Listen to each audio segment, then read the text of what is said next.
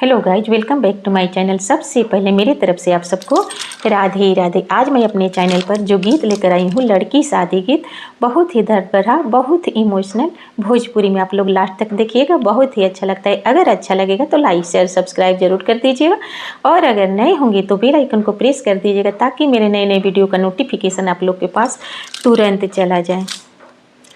चुटुकी भसनोरा लागवती पापा, बेटी हो जई है पराई जी।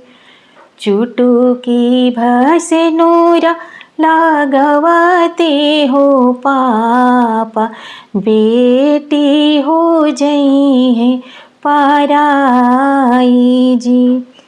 भेज जनी आँखी के पुतरी आए पापा, हथवा सिंदूरवा धराई। हे पापा, हथवा सिंदूरवा धराई।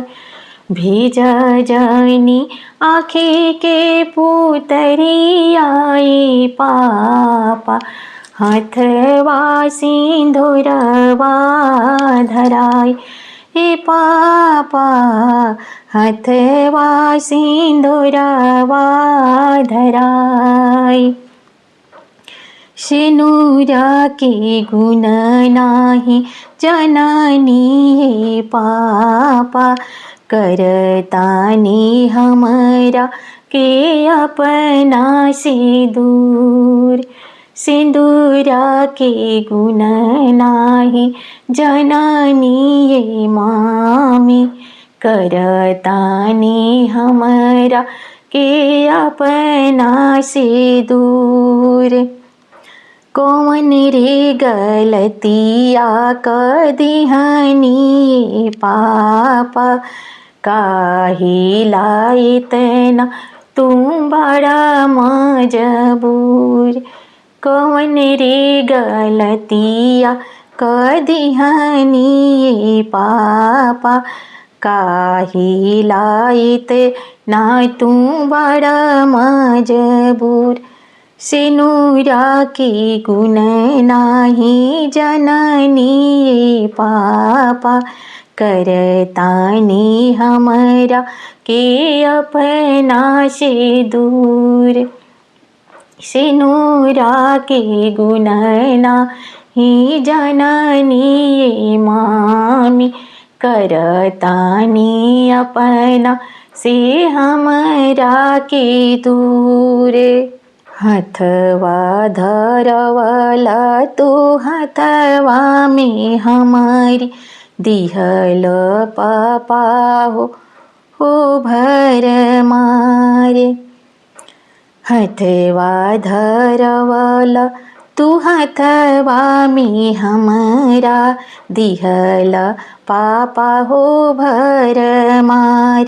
भेज जनी आँखी के पुतरिया हो पापा, हथवा सिंदूरवा धराई।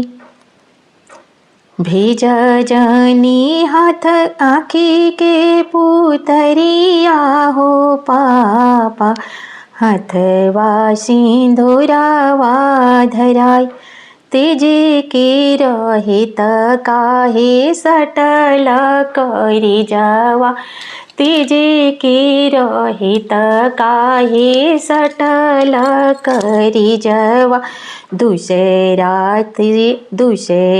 से हथवा धराई दिहला, तेजे के रहित काहे सटलू करी जावा। दूसरा से हथवा धराई दिहलू, दूसरा से हथवा धराई दिहल। टुकुर टुकुर ताकता नैनवा अंगनमा, ई पापा ऐसन साजाई दिहनी।